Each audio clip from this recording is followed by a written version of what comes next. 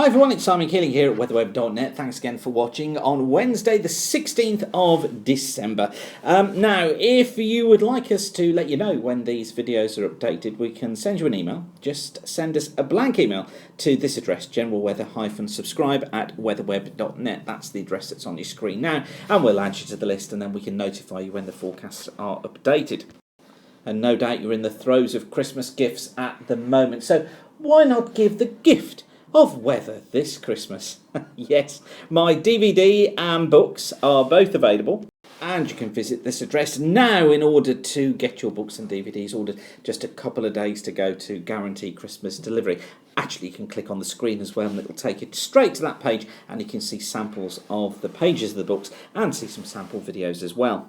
Now, I've been promising you a look at the MJO. That's what we'll do in just a second. But 7 to 10 day mean, 500 millibar flow. First of all, ECMWF here, GFS here, and what do you know, a mild southwesterly flow. This has taken us from the period from next Wednesday right the way through until Christmas Day on the Friday, and it's a mild one. But notice how low the heights are here towards the northwest of the country. The jet really strengthening.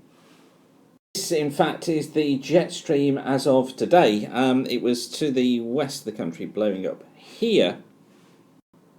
But just look at it next Tuesday, screaming through the country.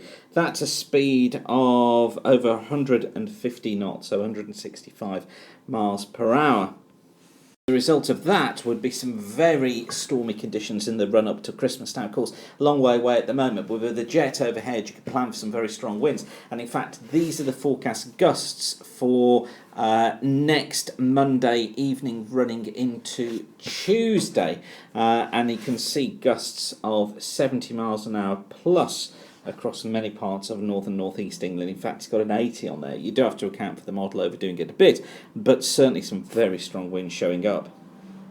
So that's something that we need to keep our eye on. Right, on to the MJO. Been promising you this for a few days now, but just waiting for it to settle down a touch. This is from the CFS, from Carl McRitchie's site, and we're in phase 5 at the moment of the MJO, going into phase 6 here, heading into phase 6 by around about the 28th of December.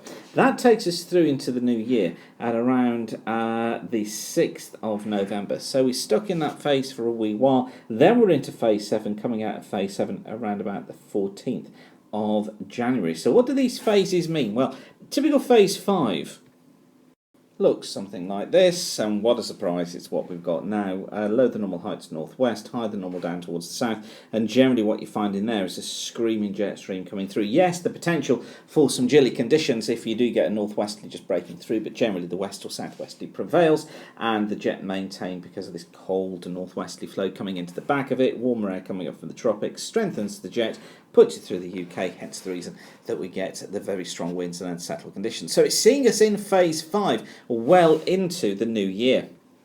Or rather, I should say, until the new year, because it's then phase 6, which takes us through into the new year period with the higher than normal heights towards the south, cut-off low over here.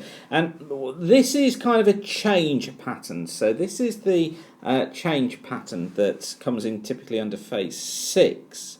And what this one has would be a ridge building in the Atlantic, deep trough settling out towards the east, trough out here and probably going to a region here, but then we get this northerly that tries to develop. So hints of cooler weather on the MJO, trying to show us a cooler pattern into the new year, the early part of January.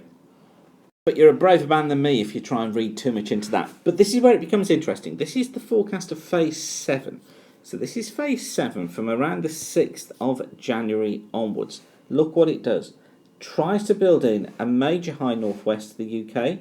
Tries to put a low towards the east, low the normal heights, and the trough off towards the east. This pattern is a colder pattern. It's one that does that.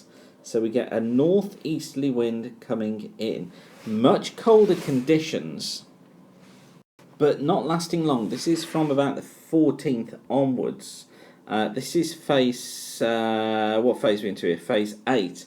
And this then puts the high towards the south, breaks it off towards the north. We get in a cold situation, trough out here, trough out here, that sort of flow taking place into the high here, and you find a slow slip then into more mild conditions.